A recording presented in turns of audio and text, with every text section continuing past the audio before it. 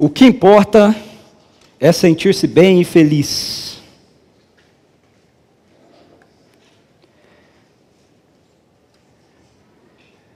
Eu não vou falar, não é isso mesmo? Com medo do que você vai responder, tá bom? Muito menos amém, eu vou dizer, ok? O que importa é sentir-se bem e feliz. Esse é o mantra, ok? Esse é o mantra de uma cultura hedonista e individualista, como a nossa. E esse pensamento de que o que importa é a gente se sentir bem, a gente se sentir feliz, afeta diretamente a maneira como a nossa sociedade tem entendido essa questão relacionada à vida conjugal e à vida familiar. Eu ouvi na semana passada, ou retrasada, já não me lembro mais, o tempo está passando bem rápido, né? Eu não lembro se foi na semana passada ou retrasada, mas eu ouvi na rádio uma entrevista com um sociólogo, onde ele argumentava que o casamento ele não é uma instituição falida, né?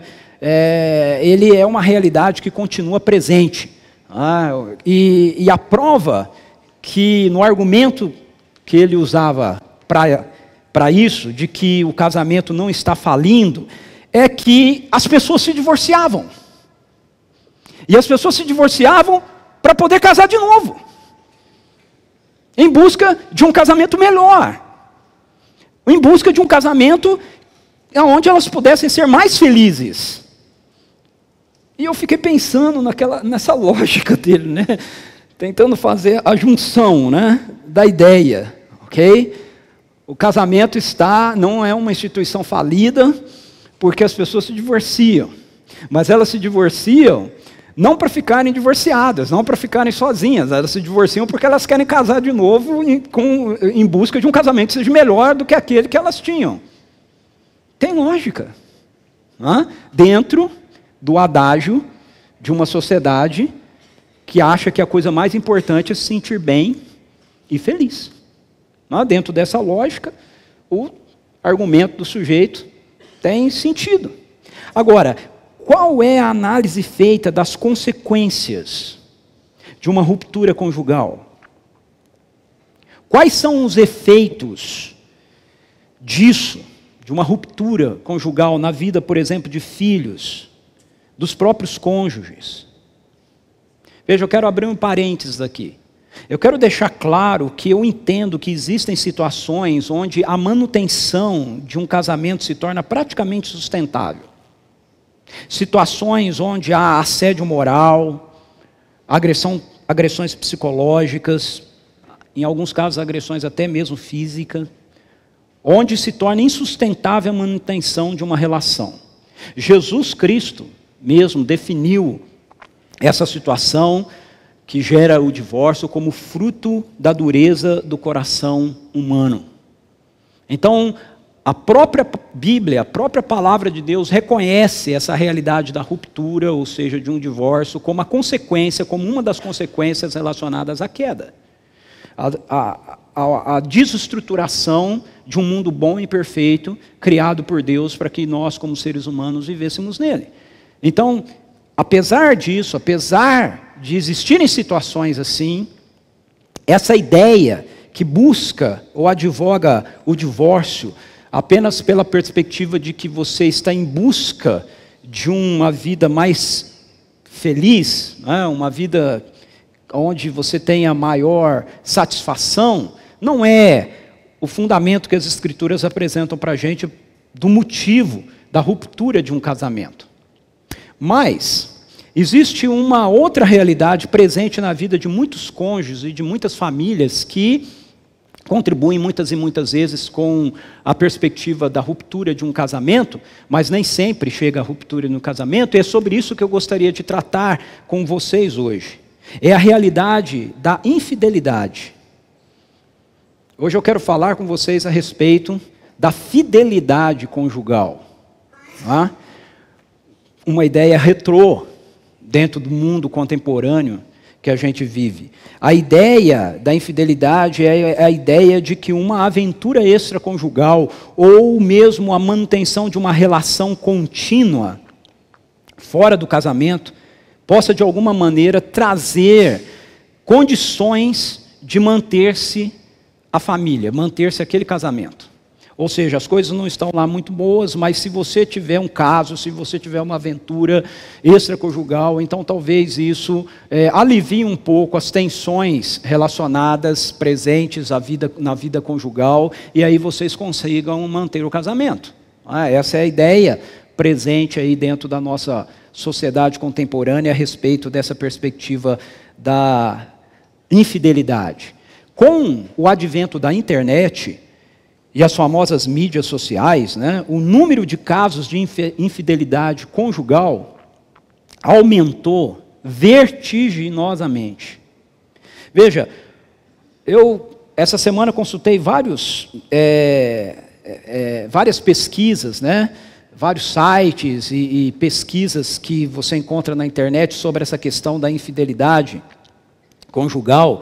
Tentei me concentrar um pouco mais aqui na questão do Brasil, e segundo uma pesquisa feita a partir de um site que oferece relacionamentos para pessoas que são comprometidas, veja bem, um site que oferece relacionamentos extraconjugais para pessoas que são casadas, ok? Que são comprometidas.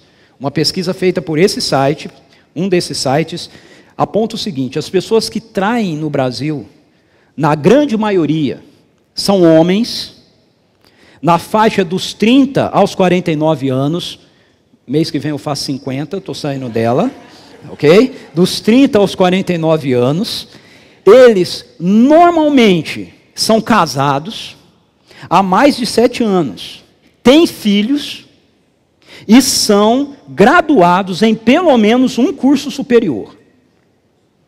Pelo menos dentro da realidade dessa perspectiva da infidelidade que começa ou que acontece a partir da busca desses sites que oferecem relacionamentos extraconjugais. Esse é o mapa, okay? Essa é a característica dos homens que traem.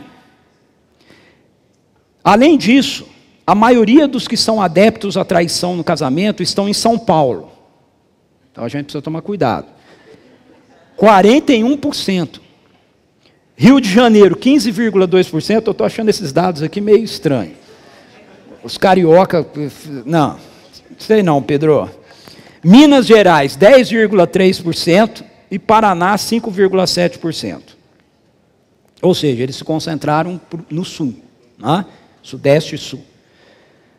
Agora vamos para as mulheres. Entre as mulheres, as casadas na faixa de 18 a 25 anos, traem os maridos mais do que as mulheres de gerações anteriores.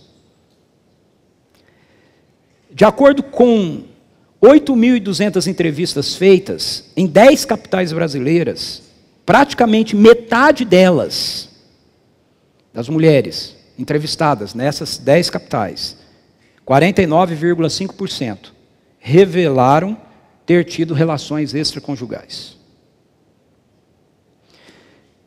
Por que disso? Conforme as pesquisas feitas, as justificativas para a infidelidade são: aproximadamente 51,7% das pessoas que responderam à pesquisa do referido site disse que o casamento tende a ficar parado depois de um tempo. Um segundo motivo, 46% das respostas, foi a falta de intimidade entre os casais. Eu acho que esses dados, tem muitos outros dados, né? Mas não estamos aqui para ficar dando dados, né? Então eu acho que esses dados aqui, eles são suficientes para demonstrarem o seguinte para a gente: o contexto da sociedade contemporânea, no contexto da sociedade contemporânea, ser infiel se torna cada vez mais uma realidade presente na vida de muitos casais e de várias famílias.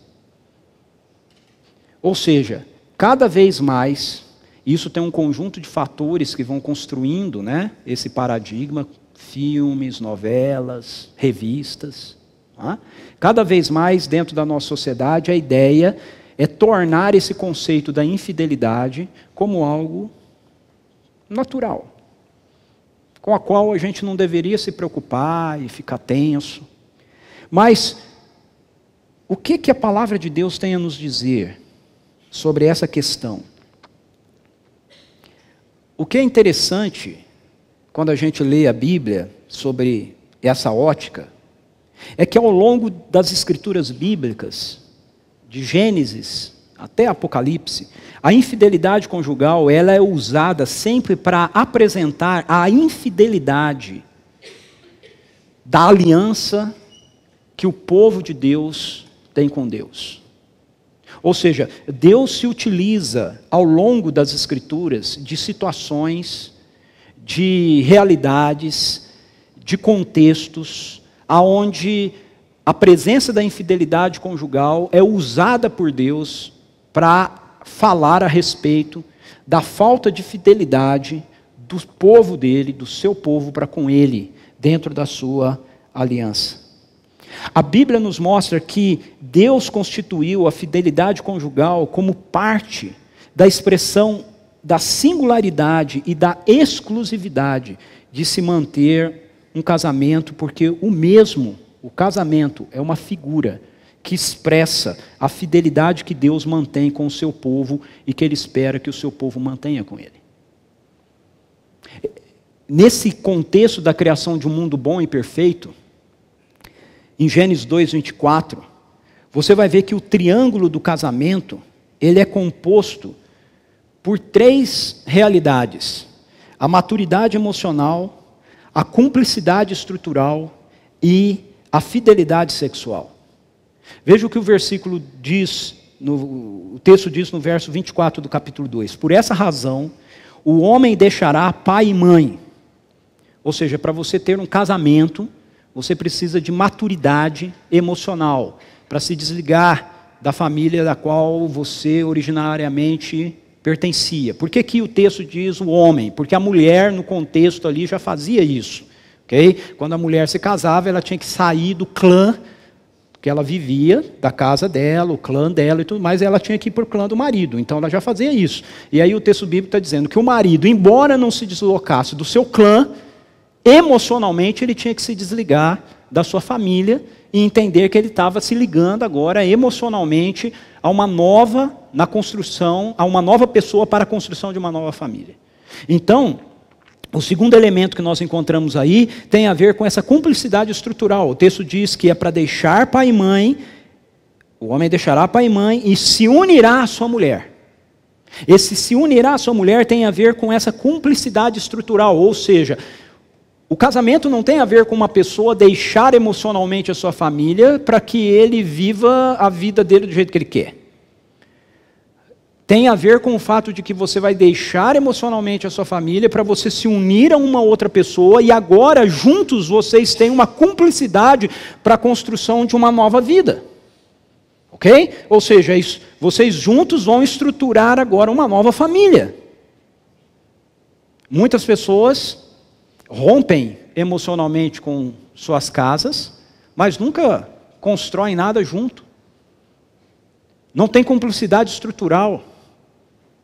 O homem continua querendo ter um estilo de vida de solteiro, a mulher continua querendo ter um estilo de vida muitas vezes solteira, cada um continua achando que o que tem é seu, é o meu carro, é o seu carro, é o meu dinheiro, é o seu dinheiro, quando na verdade as escrituras estão dizendo, se você quer um casamento bem sucedido, vocês têm que se juntar e entender que vocês vão construir agora algo juntos.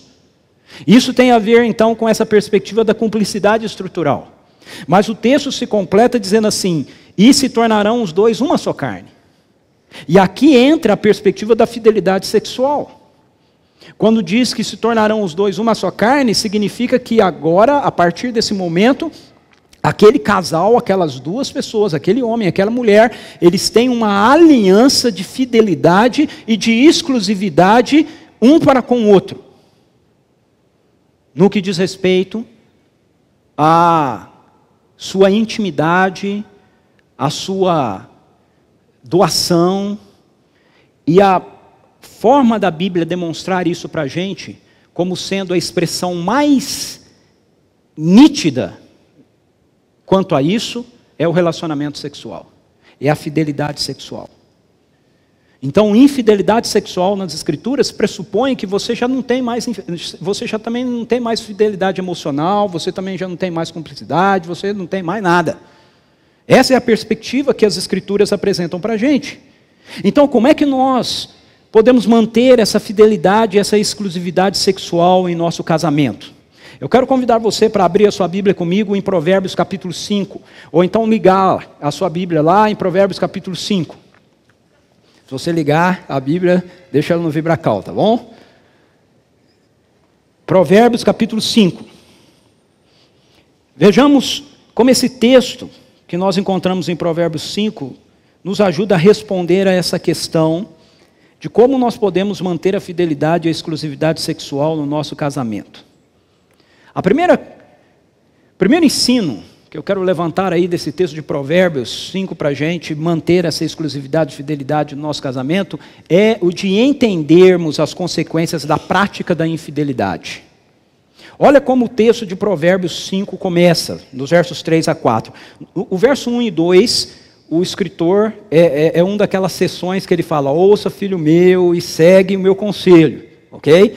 E aí ele vai tratar do conselho. Qual que é o conselho aqui? Nesse caso aqui do capítulo 5, o conselho tem a ver com essa perspectiva da fidelidade sexual, da fidelidade conjugal. Provérbios capítulo 5, versículo 3 e 4 diz assim: pois os lábios da mulher imoral destilam mel, sua voz é mais suave que o azeite, mas no final é amarga como fel, afiada como uma espada de 2 gumes. Eu não sei se você já ouviu falar sobre o mito da grama mais verde. Alguém já ouviu essa expressão aqui? O mito da grama mais verde? Essa é uma expressão americana que ela surge porque lá nos Estados Unidos você não tem, as casas não são como as nossas, né, que tem esses muros altos e tudo mais. Geralmente elas têm cercas ou elas não têm nada, né? Elas só têm um caminhozinho de pedra que separa uma casa da outra. E geralmente as casas, elas, à sua frente, elas são jardins muito bonitos, gramados, né? E sempre tem esse negócio que às vezes você olha e a grama do vizinho está mais verde do que a sua. Então é uma expressão que surge dentro do contexto americano, geralmente para falar a respeito disso, de você dar mais atenção ou prestar mais atenção ou achar que é melhor aquilo que o seu vizinho tem em relação àquilo que você tem. E começou a ser um ditado usado dentro do contexto americano para falar a respeito dessa questão da infidelidade conjugal. A ideia de que aquilo que o outro tem no casamento dele é melhor do que aquilo que você tem no seu casamento. Preste atenção no início desse texto.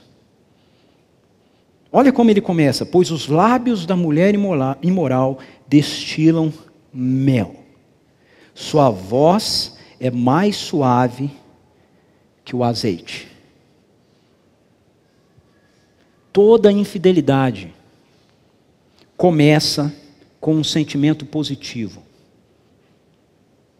Toda infidelidade começa com alguma coisa que realmente é atrativa, com algo que cheira bem, com algo que traz sabor. Mas veja como o texto continua. Mas, no final, é amargo como fel, afiada como uma espada de 2 gumes. Então, toda infidelidade começa com um sentimento positivo, mas se deteriora em consequências lastimáveis. Essa é a realidade que as Escrituras apresentam para a gente. É importante nós entendermos que homens e mulheres são diferentes. Por que eu digo que é importante a gente entender isso? Porque hoje na nossa sociedade também existe um esforço descomunal para criar a ideia de que mulheres têm o direito de ir atrás da busca de seu prazer, tanto quanto os homens o têm. O fato é que o que motiva homens e mulheres a um ato de infidelidade são realidades distintas, porque nós somos pessoas distintas. Homens e mulheres são 2 grupos de pessoas distintas. O que leva um homem à infidelidade? Um homem geralmente é conduzido à infidelidade pela busca do prazer imediato. As Escrituras nos alertam, né, a nós homens, para cuidarmos bastante dos nossos olhos. Ok? Os homens são despertados pelos seus olhos, por aquilo que eles veem, por aquilo que eles olham, por aquilo que eles contemplam por muito tempo e começam a fantasiar. Então, na maioria das vezes, a infidelidade conjugal gerada por parte do homem, ela nasce como fruto da busca de um prazer imediato. E pode ter como consequência o envolver-se emocionalmente com uma outra pessoa. Veja, isso não é uma invenção minha, ok? Além de ser uma perspectiva que a própria Escritura apresenta para a gente, isso são dados, certo? De estudos do comportamento humano. Quem diz isso para a gente é a psicologia. Okay? A psicologia aponta para a gente a realidade de que a maioria das vezes, um caso de infidelidade sexual, infidelidade conjugal, que surge tendo como pivô o homem, nasce a partir de um interesse imediato, de um momento. Okay? Do homem estar numa situação, num contexto, surgir uma oportunidade, ele não está atento, ele não está cuidando, e aí então ele cede àquela realidade. Como consequência disso, pode ser que um homem se envolva então emocionalmente com a pessoa com quem ele teve um relacionamento físico. Ok? Já a mulher, no caso da mulher, isso não é assim. No caso da mulher, quando ela se lança a uma infidelidade concreta, é porque ela já está comprometida emocionalmente com a outra pessoa. Então veja, são coisas bem distintas. Quando uma mulher chega a efetivamente trair, é porque emocionalmente ela já se ligou à pessoa. Embora a nossa sociedade tente criar, né, a ideia de que não, a mulher ela é igual ao homem, ela tem os mesmos direitos, então ela também pode sair numa aventura sexual como qualquer outro homem sai por aí afora. Isso não é verdade. Não é a realidade. Um homem, estou falando de forma genérica, ok? Um homem, ele pode olhar para uma mulher, ele pode se sentir atraído por ela, e ele pode ir ter um relacionamento com aquela mulher sem sentir nada por ela. Uma mulher, a não ser que seja uma mulher, uma prostituta, ou algum outro caso aí de distúrbio, né, psicológico, uma mulher que se aventurou a ir ter um relacionamento sexual com um homem que não é o seu cônjuge, é porque emocionalmente, de alguma maneira, ela já se ligou àquela pessoa. A consequência disso é que tanto em um caso como no outro, nós experimentaremos a possibilidade da morte. É o que nos diz o texto de Provérbios. Seu final é amargo como fel, afiada como uma espada de 2 gumes. O verso 5 começa assim: os seus pés descem para a morte. Em alguns casos, a morte física propriamente dita. Acho que todos nós aqui já ouvimos falar de crime passional, né? Crime, o chamado crime de amor, né? Matar por amor. Ou, no mínimo, a morte do casamento. Ou a morte da confiança. Que às vezes uma situação assim não chega a gerar o fim de um casamento, mas gera o fim da confiança naquela relação. Veja, numa das pesquisas que eu li, essa referente aos Estados Unidos, sobre as causas que levam um casamento ao divórcio, a infidelidade conjugal, ela aparece como uma das primeiras razões disso. Eu coloquei um trecho da pesquisa aqui. De acordo com esse guia aí do divórcio, a infidelidade é a causa de cerca de 1/3 de todos os divórcios nos Estados Unidos. A infidelidade. Embora alguns acreditem que a infidelidade ocorra depois que um casamento realmente entra em colapso, ela é mais comumente explicada como um ato de ressentimento contra o outro parceiro ou de tédio sexual.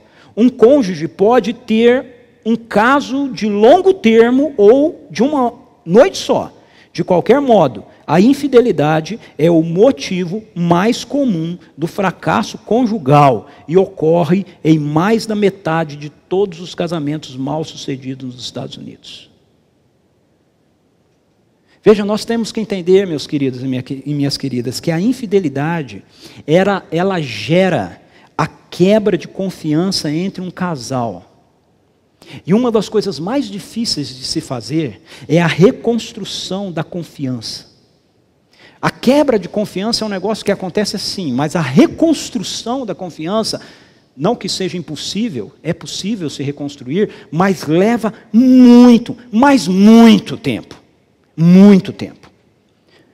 Por isso mesmo, a orientação da palavra de Deus é no sentido de que nós devemos manter os nossos pés longe do caminho da infidelidade. Veja o que o texto de Provérbios, nos versos 7 a 10 diz: agora então, meu filho, ouça-me, não se desvie de minhas palavras, fique longe dessa mulher, não se aproxime da porta da sua casa, para que você não entregue aos outros o seu vigor, nem a sua vida a algum homem cruel, para que estranhos não se fartem do seu trabalho e outros não se enriqueçam à custa do seu esforço. O alerta das Escrituras para a gente é que a melhor maneira da gente lidar com essa questão da infidelidade é nós ficarmos longe dela, nós corrermos dela, nós não nos expormos a situações que podem propiciar uma realidade assim, uma consequência assim, acontecendo na nossa vida. O texto de Provérbios, ele está dirigido ao homem, mas dentro da nossa cultura contemporânea, isso precisa ser dito tanto para nós homens, como também para as mulheres.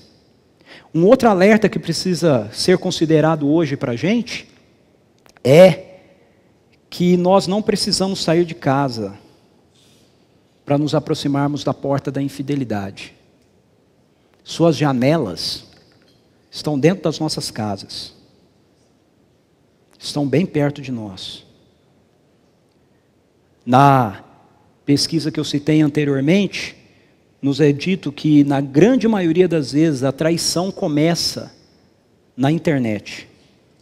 Quase 47% das pessoas pesquisadas disseram que o mundo online é o ambiente propício para pulada de cerca. Então, a gente precisa tomar cuidado. Cuidado. Cuidado com o que vemos, nós homens. Cuidado com o que ouvem, vocês mulheres. A primeira orientação que as Escrituras nos dá, então, para a gente evitar a infidelidade, é a gente ter consciência das consequências que ela pode trazer para a nossa vida. Mas o texto vai continuar e vai mostrar para a gente que a gente evita a infidelidade, a gente mantém a fidelidade conjugal, investindo continuamente no nosso relacionamento.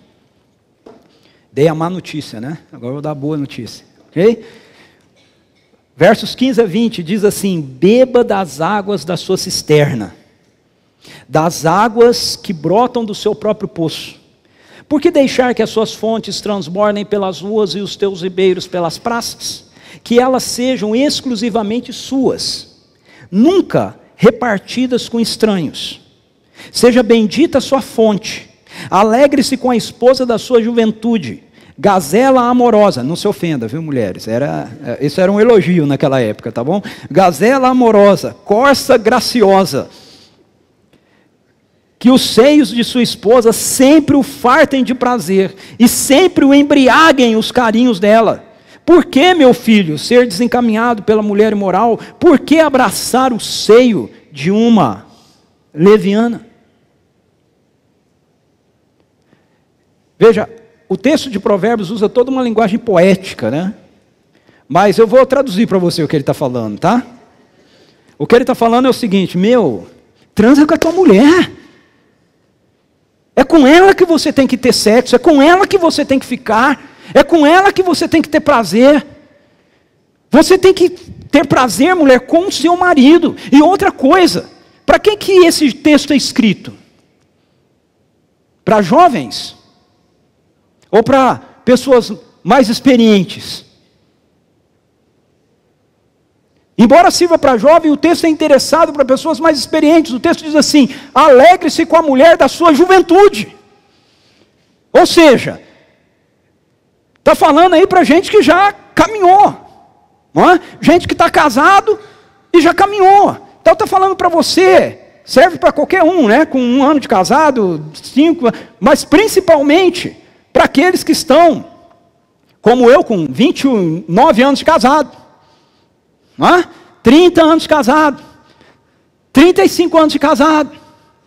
Tem aquela piadinha de mau gosto que o pessoal faz por aí, né? Quando o cara chega aos 40, com a sua mulher, aí ele troca ela por 2 de 20. O texto é para você não trocar. O texto é para você entender, para que nós entendamos que a nossa relação deve continuar sendo uma relação cultivada com aquela pessoa com quem nós fincamos uma aliança. E não achar que a busca por uma aventura vai complementar alguma coisa que está faltando na vida da gente. Porque essa é a ideia que a sociedade passa. Uma das causas que é apontada como geradora da infidelidade conjugal, na pesquisa que nós citamos acima, é a monotonia. Vocês prestaram atenção lá? Perdeu, né, o calor, né? Virou rotina. Eu vou falar algo que é muito importante aqui para a gente. Tanto para o homem quanto para a mulher.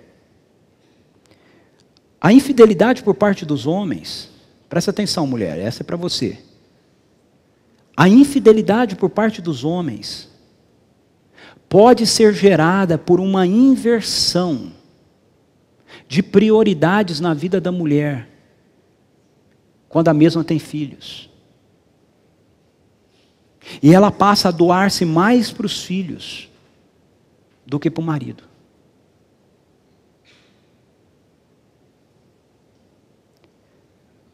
Você é mãe, e como mãe é importante você cuidar dos seus filhos.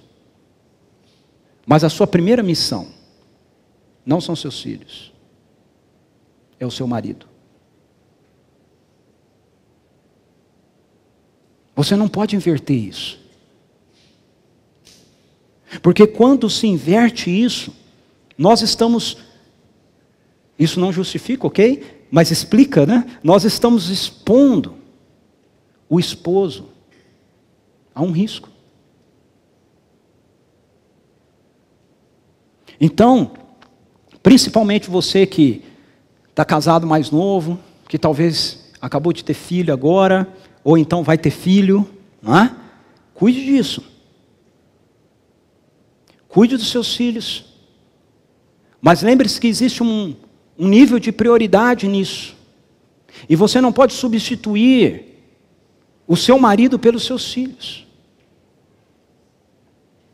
Mas, agora é para os homens. A infidelidade por parte das mulheres, homens, pode ser gerada pela falta de atenção e gentileza doados a ela por parte do esposo.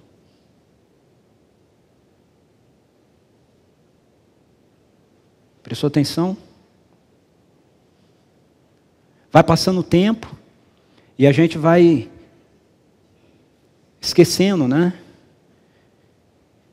de declarar nosso amor, de dizer como ela é bonita, como ela mexe com o seu coração.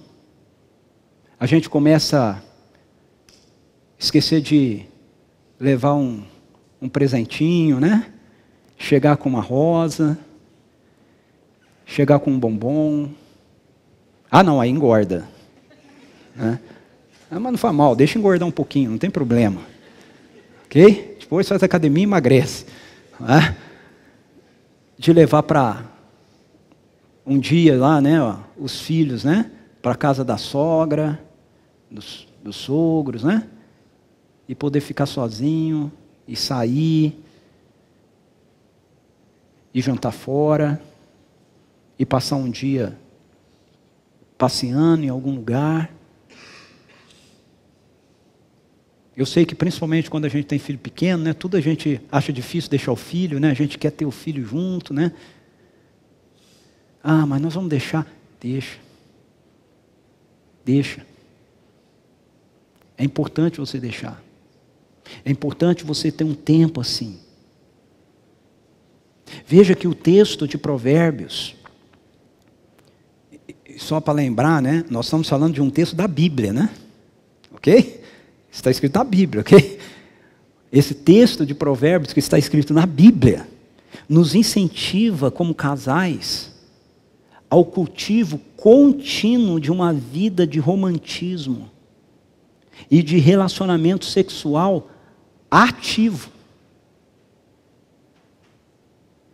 O texto fala: embriague-se com as carícias dela.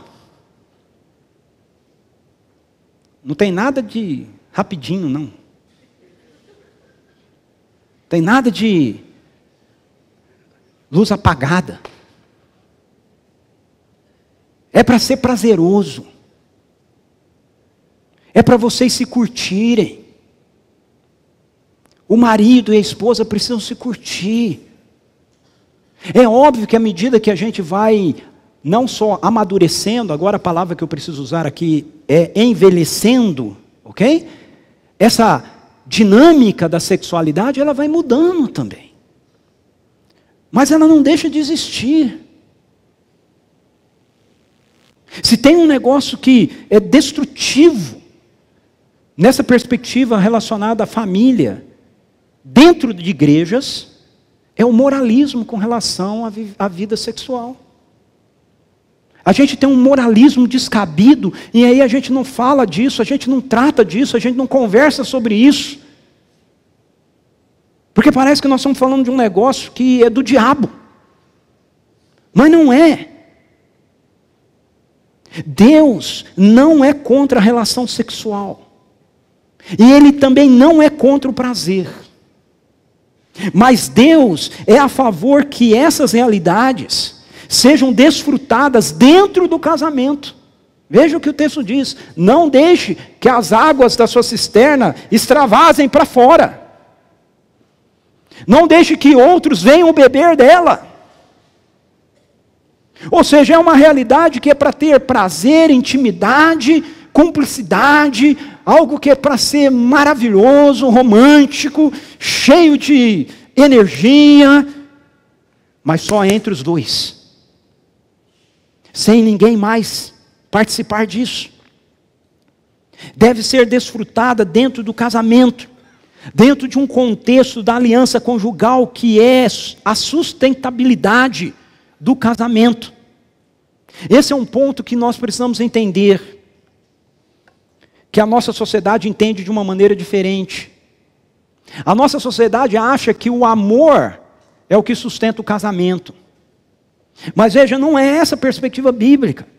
Nós devemos entender que não é o amor quem sustenta o casamento, a aliança. É o contrário. É o casamento, é a aliança quem sustenta o amor. Essa é a perspectiva bíblica.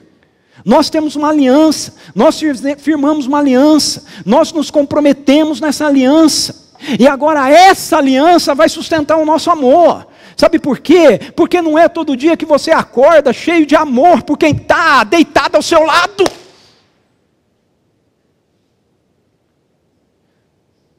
A gente precisa entender disso. encarar essa realidade. Não é todo dia que a gente acorda com o coração explodindo, com borboletas na barriga, não é? E aí, a gente vai seguir a agenda, com todo respeito a ela, ok? Já que estamos sendo gravados, vai para a internet, com todo respeito a ela, mas nós vamos seguir a agenda da senhora Ana Maria Braga, que quando perde as borboletinhas voando na barriga, está na hora de arrumar outro. É isso que nós vamos fazer? Essa é a proposta da nossa sociedade. Mas a proposta de Deus, a proposta das Escrituras, é que quando as borboletinhas deixam de voar, o amor pode ser sustentado pela aliança. E aí, a gente caminha um tempo com as borboletinhas pousadas. E depois elas voltam a voar. Elas voam de novo. Essa é a perspectiva. Em outras palavras, nós devemos cultivar um relacionamento intencional, marcado pelo prazer e satisfação em nossa vida sexual como marido e mulher. Nós devemos investir nisso, como nós investimos em qualquer outra área da nossa vida. Em qualquer outra área.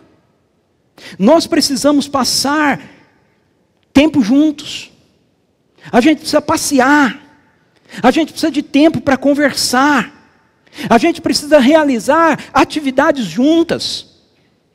Eu vivo gostando de atrapalhar a Suzy nas palavras cruzadas dela. A gente precisa celebrar o sexo como prazer, como uma dádiva dada por Deus a nós, como marido e mulher. Nós devemos escolher sempre o prazer da intimidade consistente com a mulher, com o homem da nossa mocidade. E não uma aventura casual, marcado por um momento de prazer com uma estranha ou com um estranho. Essa é a diretriz das Escrituras para a gente. Invista no relacionamento de vocês.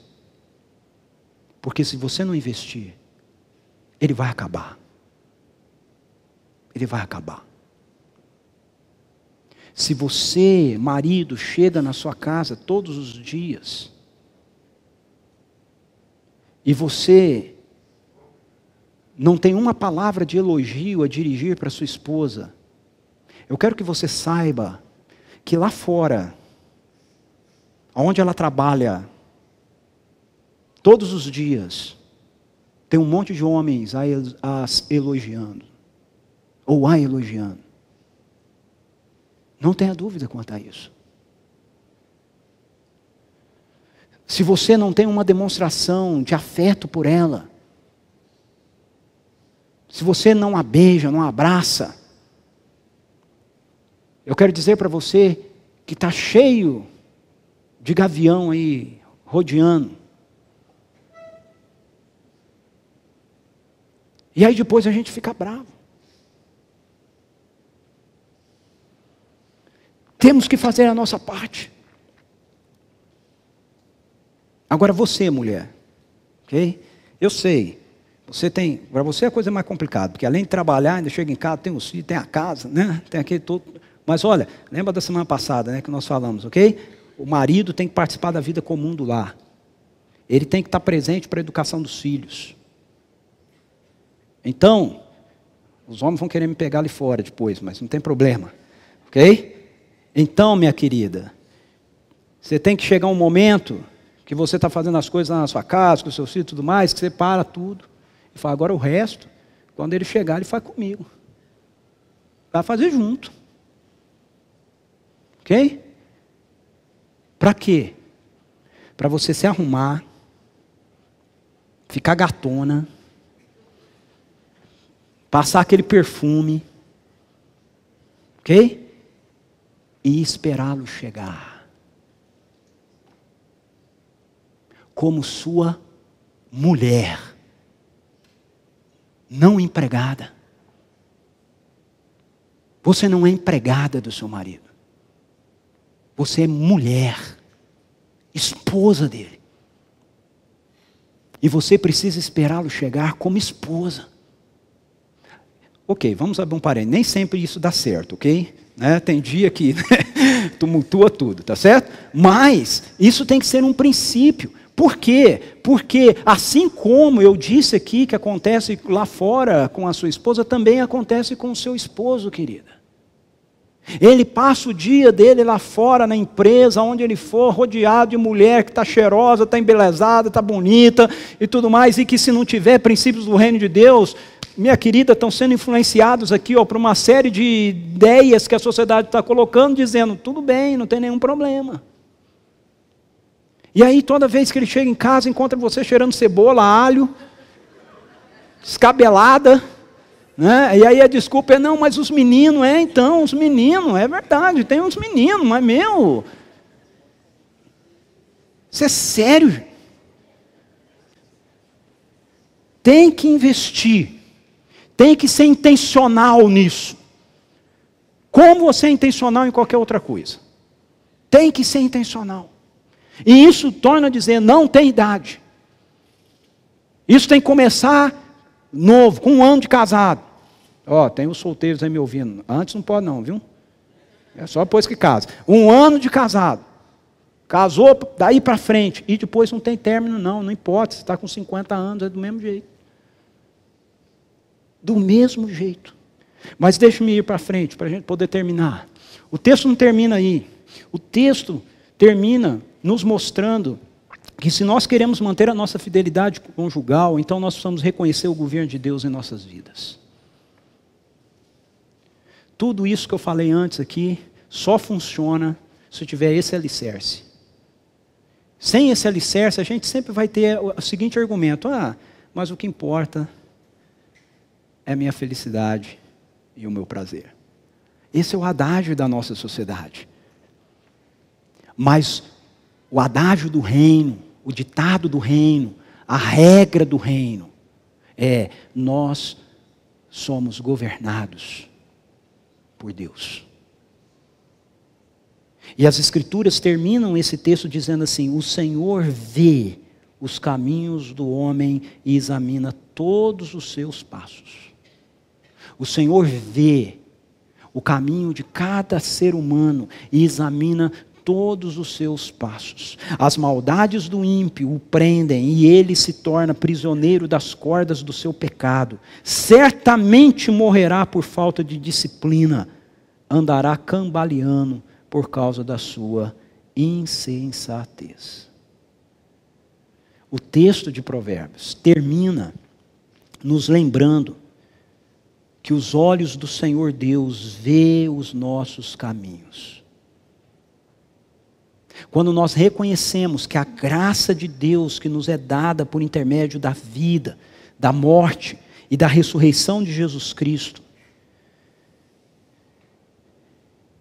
quando nós reconhecemos que essa ação promovida por Deus, mediante a sua graça, não porque a gente mereça, não porque a gente se esforce, mas por causa da sua graça. Quando nós reconhecemos que essa graça é o que nos favorece para com Deus, nós também precisamos em seguida reconhecer que é essa mesma graça que agora nos educa para um estilo de vida diferente. Um estilo de vida de justiça. Não mais para que andemos, como diz o verso 22, no caminho dos ímpios. Verso 22 diz, as maldades do ímpio o prendem. A graça de Deus nos libertou e nos restaurou com Deus, e essa mesma graça que agora nos capacita para vivermos em um novo estilo de vida. O apóstolo Paulo nos fala disso em Tito 2, 11 a 13, ele diz assim, porque a graça de Deus se manifestou salvadora a todos os homens. Veja como ele começa com o Evangelho. Ele começa dizendo, olha gente, o Evangelho, aquilo que Deus fez por nós em Cristo Jesus, a sua decisão de nos alcançar mediante a sua graça, não porque a gente é bom, não porque a gente consegue agradá-lo, porque na verdade a gente não consegue, mas porque Ele decidiu fazer isso por nós. Essa graça que se manifestou o Salvador em Cristo Jesus, ela nos ensina a renunciar à impiedade e às paixões mundanas e a viver de maneira sensata, justa e piedosa nesta era presente, enquanto aguardamos a bendita esperança, a gloriosa manifestação de nosso grande Deus e Salvador, Jesus Cristo. É interessante que o apóstolo Paulo ele diz assim, olha, Deus nos alcançou em Cristo Jesus. O que Ele fez por nós em Cristo Jesus enche o nosso coração de expectativa pelo retorno de Jesus, por aquele dia glorioso em que aquilo que Deus começou aqui vai ser completado plenamente. Mas entre esse dia e esse dia, a graça de Deus está em ação nessa presente era, nos ensinando a viver um estilo de vida diferente daquele que está presente no nosso mundo. Nós precisamos entender que mesmo que tenhamos rendido a nossa vida ao Evangelho, se nós não nos submetermos ao governo de Deus, que no texto de Provérbios é chamado de sabedoria, nós iremos colher resultados terríveis para a nossa vida e para a nossa família. A gente não vai perder salvação, mas a gente vai colher a morte para a nossa vida, para o nosso casamento, para a nossa família. Eugene Peterson, na tradução da sua Bíblia, a mensagem, ele coloca esse texto final de uma maneira que nos abrange. Porque quando a gente lê ali a palavra ímpio, né, a gente pode ter a tendência de já sair fora, né? Opa, não sou ímpio. Mas a maneira que o Peterson traduz é interessante, ele diz assim, a sombra do seu pecado virá sobre você, e você se verá perdido na escuridão. A morte é a recompensa da vida insensata. Suas decisões impensadas o levarão a um beco sem saída. Suas decisões impensadas o levarão a um beco sem saída. Por isso, nós precisamos dar atenção ao fato de que o Senhor, os olhos do Senhor estão postos sobre nós. Não como um vigilante, mas como um pai que quer dirigir os passos de seus filhos. Como nós já dissemos anteriormente, a questão da infidelidade conjugal, ela é tomada por Deus com grande seriedade, porque ela expressa a quebra de uma aliança para a qual nós deveríamos dedicar toda a nossa devoção. Veja como o profeta Malaquias, Deus através do profeta Malaquias comunica isso. Ele diz assim, não foi o Senhor que os fez um só? Em corpo e em espírito, eles lhe pertencem. E por que um só? Porque ele deseja uma descendência consagrada. Portanto, tenham cuidado. Ninguém seja infiel à mulher da sua mocidade. E aí você pode ler também, ninguém seja infiel ao homem da sua mocidade. As Escrituras prezam por essa ideia de que você vai entrar num relacionamento e você vai trabalhar por esse relacionamento e você vai cuidar desse relacionamento com exclusividade. Como a gente termina? A nossa sociedade nos convida a relacionamentos fluidos, a relacionamentos momentâneos, como uma maneira de encontrar prazer e satisfação para a vida. Ah, não está muito bem as coisas no seu casamento? Tem um caso, tem uma aventura. Ninguém vai ficar sabendo. É só um momento. Isso pode trazer novos ares. É o que a nossa sociedade diz. O que as Escrituras nos dizem, o que o Evangelho nos convida, é para uma vida de fidelidade e devoção, para que nós possamos experimentar prazer e satisfação na vida. Você quer prazer e satisfação? Então o Evangelho diz: mantenha a sua fidelidade, mantenha a sua devoção, um ao outro. Trabalhem por isso. Sejam proativos nisso. Não desistam. Não deixe as fontes jorrarem para fora. Não deixe que outros venham beber nela. Alegre-se com o cônjuge da sua mocidade. Embriaguem-se com os carinhos uns com os outros. Abrace os seios de sua amada, não os seios de uma leviana. Eu quero terminar com esse texto de 1 Pedro 2,11, quando a palavra de Deus nos diz assim: amados, insisto que, como estrangeiros e peregrinos no mundo, vocês se abstenham dos desejos carnais que guerreiam contra a alma.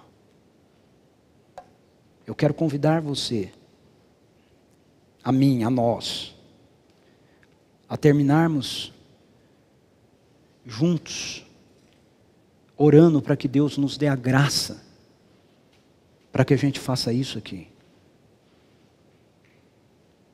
Desejos guerreiam em nossas almas. A sociedade semeia esses desejos a nós todos os dias. Mas as Escrituras nos lembram que nós somos peregrinos. Se o Evangelho nos alcançou, essa sociedade, esse mundo, não é mais o nosso mundo, não é mais o nosso lar. Nós estamos de passagem, somos peregrinos, como o povo caminhando lá pelo deserto, esperando a chegada do reino pleno de Deus, onde nós vamos viver efetivamente por toda a nossa eternidade. Enquanto esse dia não chega, nossa caminhada precisa ser uma caminhada aonde nós consistentemente escolhamos lutar contra os desejos carnais que assolam a nossa alma. Vamos orar? Feche seus olhos, curva a sua cabeça, coloque o seu coração diante de Deus, peça a Ele por isso, ore dizendo: Deus, livra o meu coração, a minha alma do poder do pecado, desejos que não provêm do Senhor, livra-me. Talvez você também tenha que orar pedindo para que Deus renove no seu coração a paixão, o interesse, o desejo, o prazer, a alegria pelo seu cônjuge. Se você precisar orar assim, ore assim.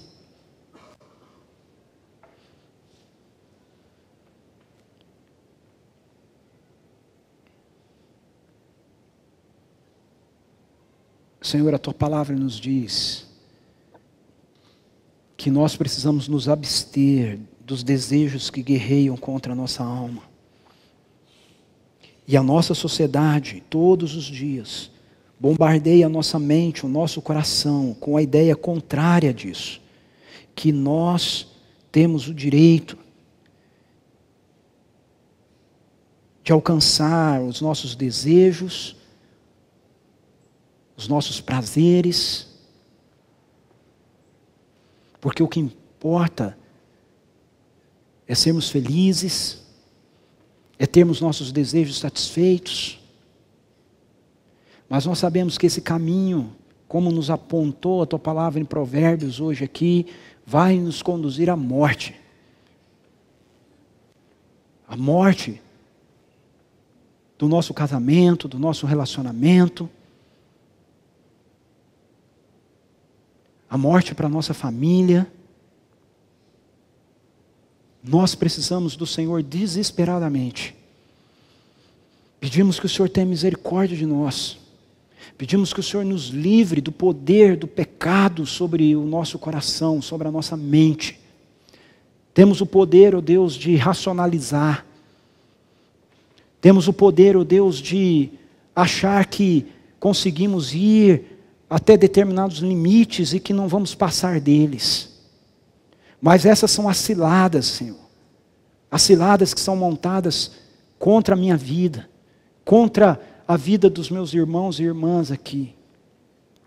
Nós queremos pedir que o Senhor renove no coração de cada um de nós que estamos aqui, daqueles que são casados e que estão casados, ó Deus. Eu peço que o Senhor renove essa manhã, a começar do meu próprio coração, o amor, a alegria, o prazer, a satisfação, a cumplicidade, a paixão pelo nosso cônjuge, Senhor. Deus, desvia os nossos olhos de qualquer outro que não seja o nosso cônjuge, Senhor. Que haja fidelidade no nosso coração. Que as águas da nossa cisterna não extravasem para fora. Que nenhum outro tenha a liberdade de vir, adentrar e participar daquilo que o Senhor privilegiou para que fosse experimentado por nós como marido e mulher. E que essa vida de fidelidade, de devoção mútua, um ao outro, seja um instrumento nas mãos do Senhor para influenciar a vida dos nossos filhos, para amadurecê-los, para que eles possam aprender, olhando para nós, o que é ter um casamento marcado pelo poder da aliança. Em nome de Jesus, é que nós oramos e te pedimos por essas coisas, Senhor. Amém, ó Deus. Amém. Amém.